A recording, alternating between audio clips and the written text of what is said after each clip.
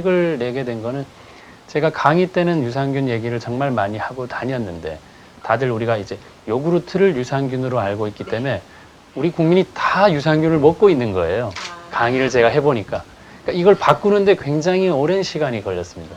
그게 유산균이 아니고 거기는 당분이 들어있고 또 빨리 없어지고 균주도 다양하고 또 균들마다 하는 역할이 다 다르다는 거를 이 강의 그 짧은 시간에 이제 설득을 시키기 굉장히 어려워서 제가 전국을 다니면서 강의를 쭉 하고 또 의사들한테 지금도 강의를 하고 있는 차에 이제 어떤 계기가 돼서 이제 유산균을 이제 좀 제대로 구체적으로 알려야 되겠다. 그래서 이제 제 환자 사례도 좀 모으고 제 경험도 모아서 이렇게 책을 만들게 됐습니다. 근데 되게 중요한 게 우리는 분만하는 의사, 분만만 하는 의사, 또 뭐 수술만 하는 의사 이렇지 않아야 되거든요. 가장 기본적인 어떤 건강에 대한 부분을 알아야 되는데 특히 산부인과는 유산균이 너무 중요합니다.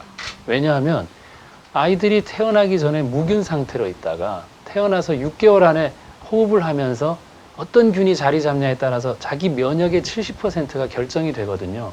그러니까 그렇게 중요한 사실을 산부인과 의사가 몰랐다는 거는 굉장히 아이러니한 거잖아요. 그렇죠. 우리가 애만 잘 받으면 되는 게 아니잖아요. 네. 이 아이의 건강까지 미래까지 예측하고 또 예방할 수 있는 부분들을 유산균이 할 수 있구나를 깨달은 순간 굉장히 많은 생각들을 하게 됐고 또 실제 유산균이 아이들이 장내 보통 우리가 왜 아토피도 생기고 태열도 생기고 하는데 그런 것들이 이 장내 균의 불균형하고 상관이 있구나 이런 걸 저희가 배울 때는 상상도 못했어요. 제가 전문의가 되면서. 그래서 제가 산부인과 전문의가 되고서 이런 공부를 쭉 하게 됐고 실제 제가 레지던트 할 때를 굉장히 스트레스 때문에 살이 많이 쪘었거든요. 제가 뭐 다른 책에서도 얘기를 했었지만 근데 이제 해독 주스처럼 된 거를 그때 처음으로 먹게 되고 장이 좋아지는 게 살이 뭐 엄청 빠질 수 있구나. 그러면서 유산균에 대한 공부를 시작했기 때문에 유산균과 제가 늘 알렸던 그 해독 주스와는 정말 뗄래야 뗄 수 없고 전 국민이 사실은 유산균과 해독 주스 정도는 먹고 나서 치료가 안 되면 그때 병원을 가도 되지 않을까 하는 생각을 지금 10년 넘게 외쳤는데 이제 좀 또 배우시는 분 있고 뭐 이제 그런 상황입니다. 네. 우리가 지금 모두 원하는 건 내가 결정권을 갖고 삶을 살기를 원하는 세상이잖아요. 그죠? 누구 눈치 보지 않고. 근데 가장 중요한 게 건강 문제가 자기 주체가 돼야 되거든요. 하지만 아프면 병원 가면 되고 병원 가서 약 받으면 된다가 있는 한은 절대 자기를 바꾸려고 하지 않겠죠. 그래서 순서가 잘못됐다고 생각이 들어요. 아플 때 내 몸에 내가 문제가 있는지를 좀 교정을 해본 다음에 그래도 안 될 때 정말 훌륭하신 전문가를 찾아가면 되잖아요. 그렇죠? 근데 순서가 전문가부터 찾아가서 약만 받아와서 똑같은 생활을 하는 거예요. 그러니까 저도 의사지만 의사가 필요하다는 생각을 당연히 하고 있습니다. 하지만 이렇게 모든 경우에 무조건 필요한 게 아니고 우선순위가 중요하다 이렇게 생각합니다.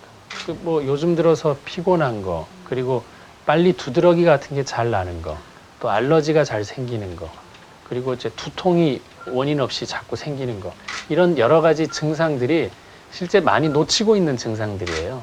그러니까 그런 것들이 얼마든지 뭐 밀가루 음식이나 가공식품의 영향과 유해균들이 증가하면서 만들어내는 여러 가지 발암성 물질이나 유해 물질들이 결국 우리 몸에 정상적으로 작동해야 될 호르몬이나 이런 쪽에도 영향을 미칩니다.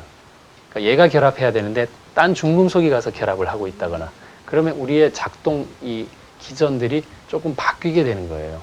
내가 원치 않은 방법으로 가는 거죠. 그래서 요즘 우리가 미세먼지 얘기 많이 하지만 그 안에 있는 결국 중금속이나 이런 것들이 실제 결합해야 될 물질 대신에 얘네들이 결합을 하고 있으면서 교란을 일으킨다는 게 맞죠. 그래서 그거를 우리가 면역체계의 교란이라고 설명을 하는데 그거는 이제 검사에서 뚜렷하게 나타나기가 어려워요. 물론 모발 검사다 이런 것들이 있지만 그러니까 결국은 내가 먹는 데서 바뀌는 게 뭐 검사하고 상관없이 가장 중요한 방법이죠.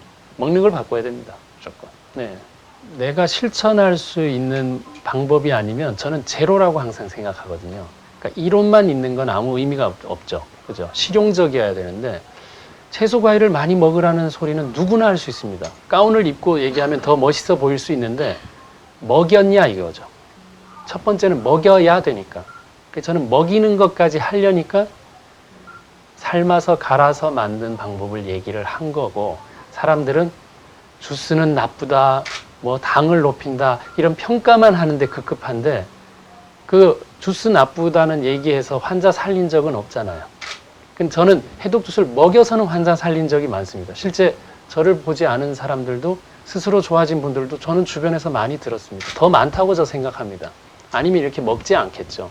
그러니까 거기에 단점이 몇 퍼센트 있더라도 장점을 위해서, 그리고 위험하지 않으니까 그렇게 실천을 해보게 하는 거는 의학으로서 굉장히, 의사로서는 굉장히 중요한 방법이라고 생각이 들고, 대신 이게 다이어트로만 너무 인식돼서 시작된다는 게 안타까웠지만, 건강해졌기 때문에 살이 빠졌다가 맞지, 살이 빠졌기 때문에 건강해졌다는 아니거든요. 그러니까 저는 항상 우선순위라는 게 굉장히 중요해요. 똑같은 말이라고 하더라도.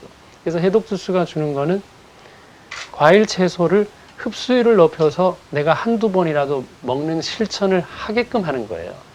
이 세상이 지금 공존하는 세상이고, 실제 이제 인문학이나 철학이 다시 이제 부흥을 하는 시기가 됐잖아요. 너무 기계적인 세월을 한 50년, 100년 안에 너무 빨리 이뤘죠.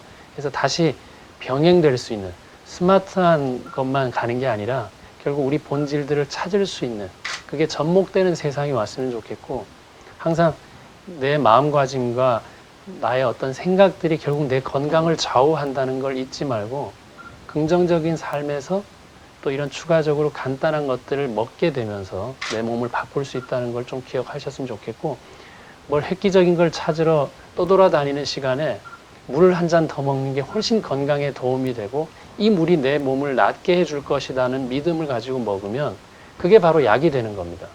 왜 약만 약이 되냐고요. 절대 그렇지 않습니다. 그래서 그런 것들을 국민들이 많이 공감을 하셨으면 좋겠습니다.